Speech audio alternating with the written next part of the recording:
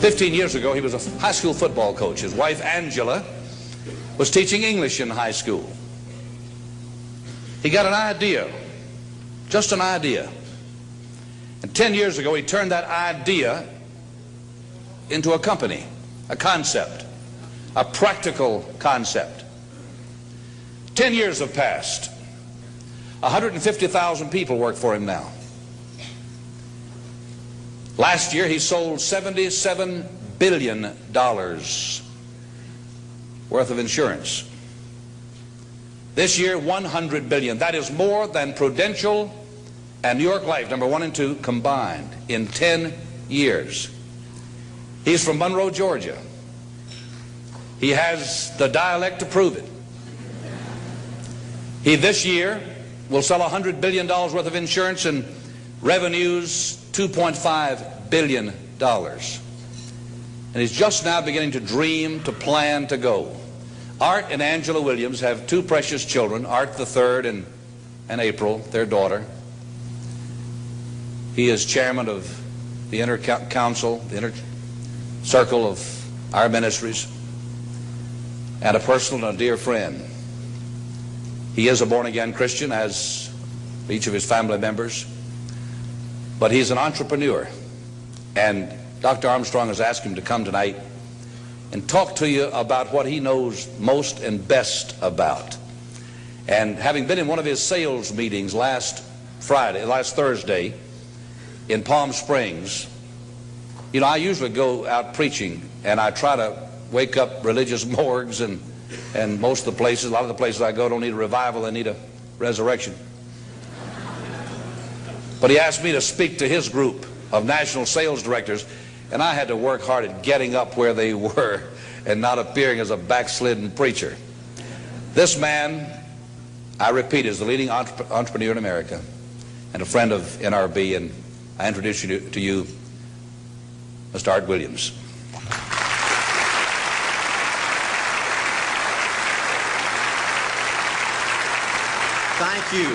Thank you, Jerry. And I tell you, I don't know if I've been this nervous in a long time. This is the most intimidating thing that I think's ever happened to me.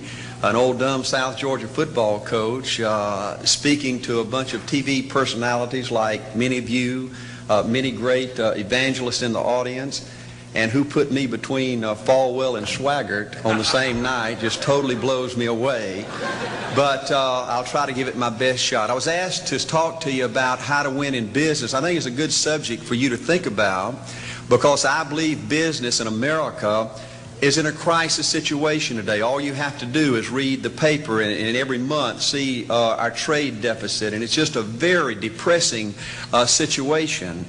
And to speak to you about how to win in business, there's a lot of obvious things I could talk about. You first have to find a need. You've got to fill a need for a consumer out there. You've got to have a market. You've got to have somebody to sell your product or your service to. You've got to, if you really want to get big and win big, you've got to have a uniqueness. There's got to be something a little bit different from you than all of the competition out there. But by far the most important thing you've got to have to win in business in these United States today is a very unique kind of mental toughness. I believe the difference in winning and losing in the free enterprise system is so small, it's almost too scary to talk about. You can do 99% of the things right in business, and yet if you don't possess what I call that winning edge, that mental toughness, folks, it's impossible to win. I believe the thinking in corporate America has been screwed up over these last 20 or 25 years, and I believe this screwed up kind of thinking started in our big liberal universities today. I believe a college degree in business from most universities today is not worth the paper it's written on. I just had a son graduate from the University of Georgia a few months ago. The reason I think that is because most of these professors in most of these universities today hadn't got enough common sense to get in out of the rain. They don't have any idea what it takes to win out there in the real world. They deal in a bunch of theory. These people have tried to fill up corporate America with this kind of thinking. These are the special people. If you're born rich, if you're born on the right side of the track, they rule you, the privileged class in America. If you're born poor from an average, ordinary background like I came from, they say you're supposed to give up all your big dreams and all your big ambitions and all your big hope. If you have a high IQ, they rule you brilliant.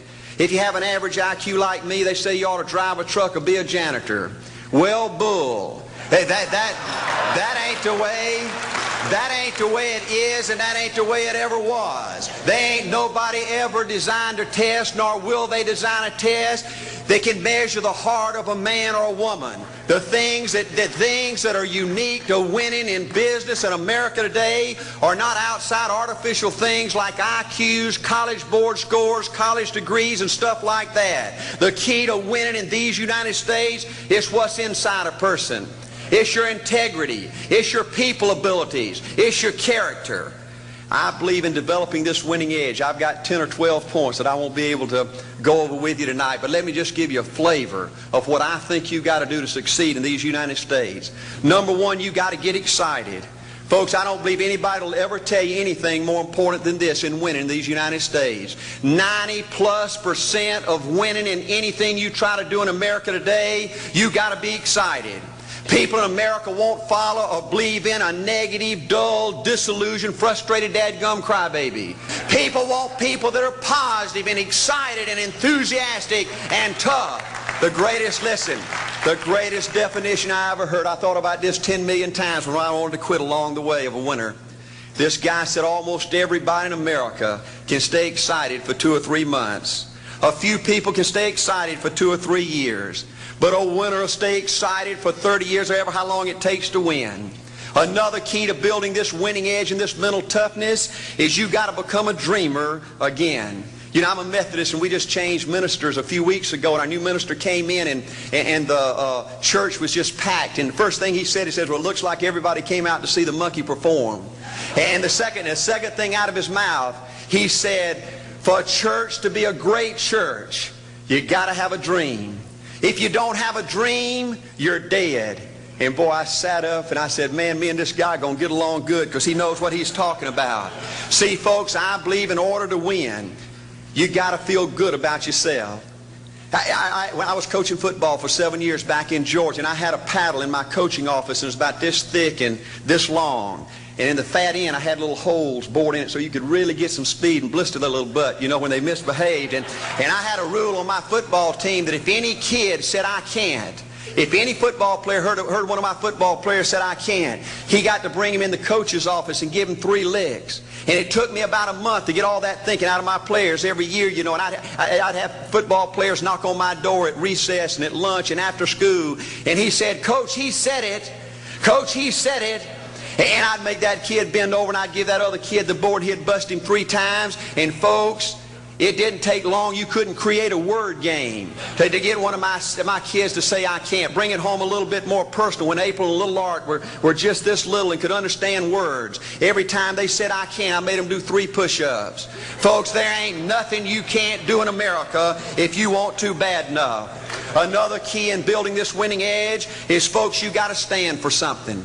People in America, the good people in America, are fed up with these dadgum fence sitters and mealy mouths. Corporate America has an especially black eye in business today. Most people in America think you can't find a company. They think you can't find a salesperson that'll tell you like it is and stand behind their word. They think these companies will sell anything, say anything, just to make a sale, just to make a profit.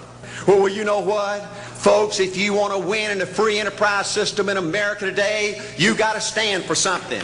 And another point, thank you, is yes, you're going to be controversial. Folks, if you want to win in these United States today, just get ready. You're going to be controversial. The only way not to be controversial is to be average and ordinary. They just call me anything but average and ordinary. Now, I know some of you might say, well, you know, I don't think I like Art Williams. You know, he sounds like an old tough butt to me. Well, folks, I'm telling you, you can be good and tough at the same time. I bet nobody's ever talked to a religious broadcaster like that.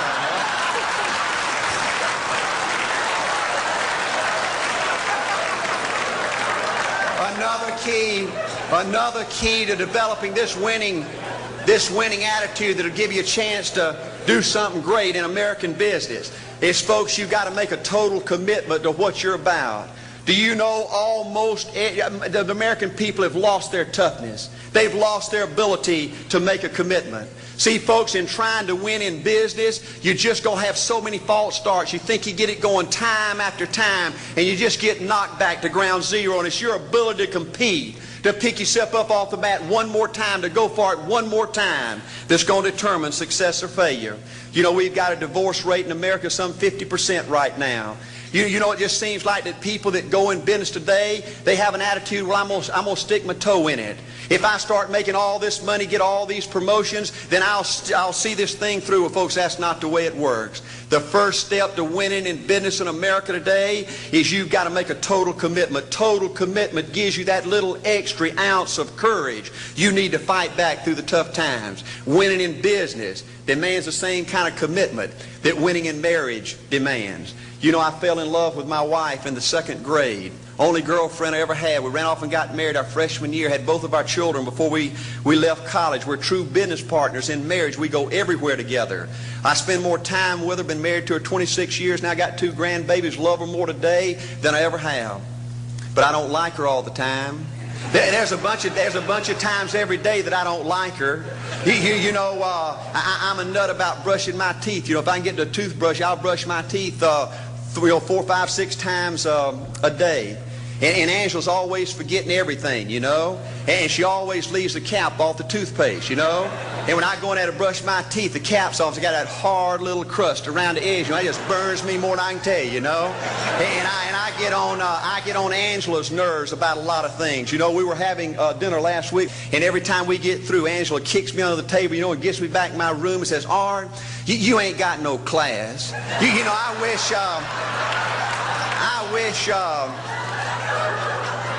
wish, Art, you could learn to eat with your mouth closed, you know.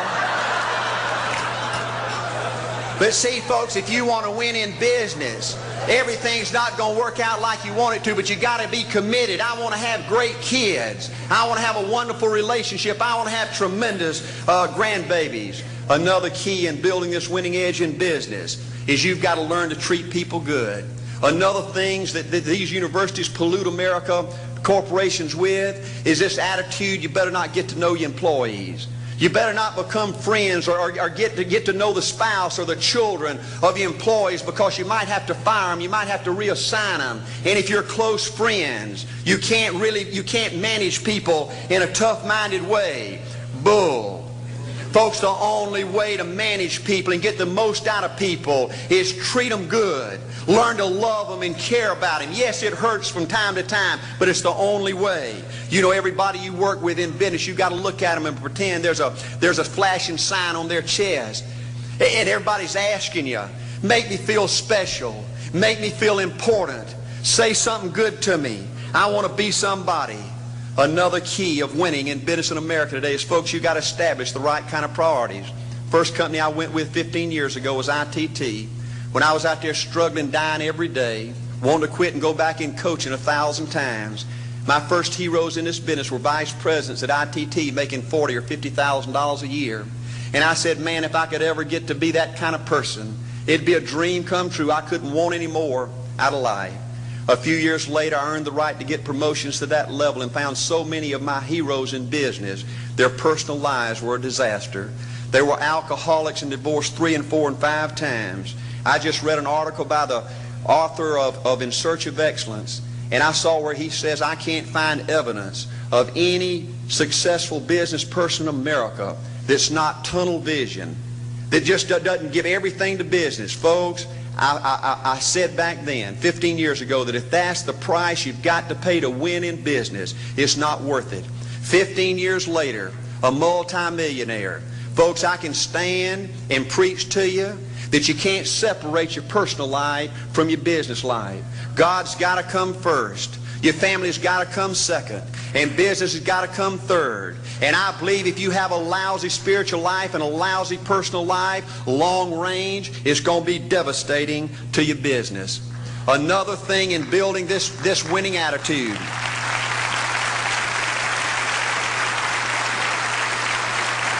Another thing in building this winning attitude in business, I see tall people make it big in business and short people, dumb people and smart people, fat people and skinny people. But if you cut open the winners in business, I see a heart of a champion. And all these people are competitors and they don't quit. I believe desire and will to win is everything. I don't know why I'm like I am, but my butt's always burning. There's always something say, Art, dadgummit, you're supposed to go for it. Art, dadgummit, you're supposed to be somebody. You're supposed to make a difference with your life. What does the $500,000 a year person do? The $50,000 a year person doesn't do.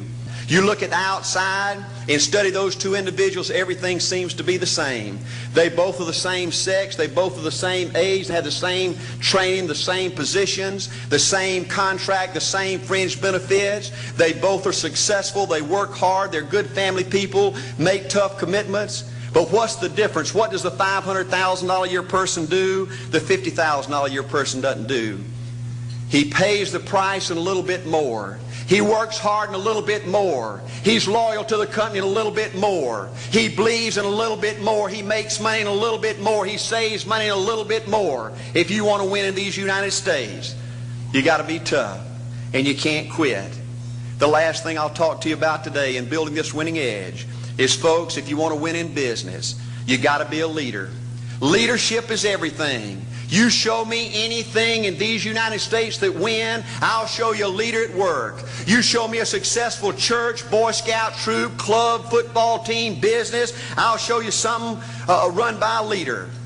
See, I thought at one time in my life you had to be smart to win. I used to have these smart people that dress so pretty and talk so pretty and use these big words. They just intimidated me. And I said, Art, you can't ever be that good. Why don't you just throw in the towel and go on back and coach football for a living?